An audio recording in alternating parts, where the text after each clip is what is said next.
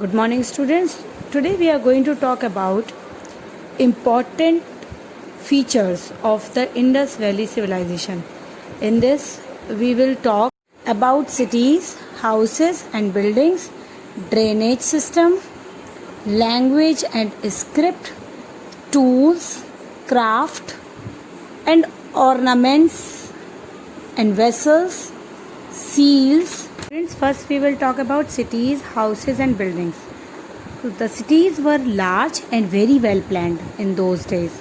Most of the cities consisted of two portions. One was citadel and another was lower town. Citadel was at a higher level, students, than lower town, and it usually located on the western side of the city. The citadel was used for public gatherings and other important activities held in the city, but lower town was used for daily activities like living, working, conducting business, etc. High quality bricks were used for the construction of walls and buildings in those days. These bricks were strong and long lasting as they had been baked by fire or sunlight. They were also laid out in an interlocking pattern, students, so that walls may be stronger.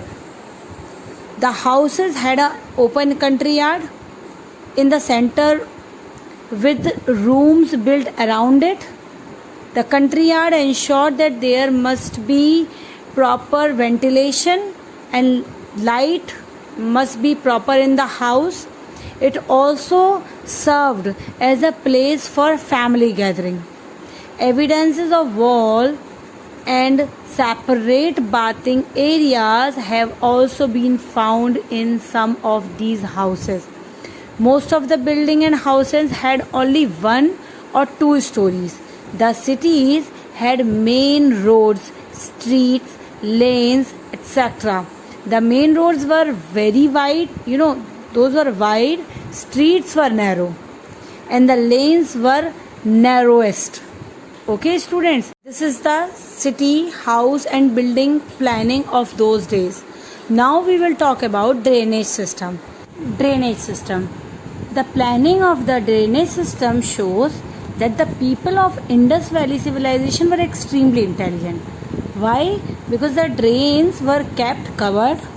They had inspection holes at certain points so that they could be cleaned easily when required. The drains were laid out in straight lines with gentle slopes. The slopes ensured that the water could flow out easily. The drains from the houses were connected to the drains on the street. Sewage was carried by small rains into larger drains. Okay, so you can see how intelligent those people were, so that they have carefully made the drainage system so that the area may be clean and the water may easily flow out of the houses or cities. Now we will talk about language and script. The people of Indus Valley civilization had their own language and script. The script known as Harappan script. Okay, students, it can be seen on many of their seals too. This script consists of alphabet that look like pictures, as archaeologists call it a photographic script. The Harappan script has not yet been deciphered. If the script had been deciphered, it would have given us more information regarding this civilization.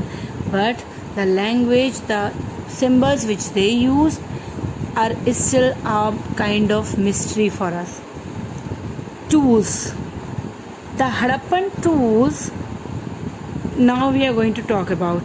It were made up of copper, bronze, quartz and chert, apart from stones. The tools consisted of sickles, saws, arrowheads, pins, knives, fish hooks. They also had their own system of measurement. They made weights and measures that could measure things very accurately. Now we are going to talk about students' craft. Red pots and black design made on the pot's wheel have been found at Harappan sites. Both animal and geometric shapes can be seen in the designs. Handmade pots have also been found. Bronze statue, ivory carving, and terracotta toys have also been found in many places.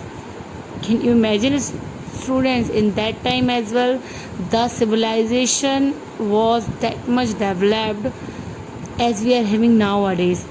Terracotta statue of a female figure called the mother goddess have also been found. Now we are going to talk about ornaments and vessels. Ornaments and vessels were made of copper, bronze, gold, and silver. Ornaments were also made from substance called faience. Okay, students, let me tell you the concept of making ornaments from faience. Ground quarters or sand was mixed with some sticky material. This mixture was called faience. The mixture was then shaped into beads, bangles, and other ornaments. The shapes were then exposed to fire to make them shiny and colorful. This is the way they used to make the ornaments. Now we are going to talk about seals made of soapstone and stay-tight have been found. Most of them are rectangular and have the Harappan script carved on them. Many of the seals also have the image of an animal on them, such as an elephant and a hemmed bull or tiger or rhinoceros. Interestingly, more than 1,000 seals have been found with the figure of the one-horned animal known as unicorn. The figure must have been a sign of something really important for the Harappans, but it is hard to say what. So I hope you know what is sealing, students. When seals are pressed on soft clay, they leave a permanent mark on the clay. It is known as sealing.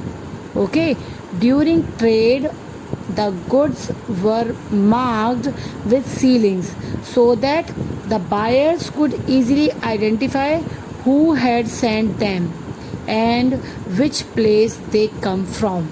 Okay, students, so it was a kind of mark or sign of the place. Thank you. We will continue other topics in next class. Till have a great day. Take care, students.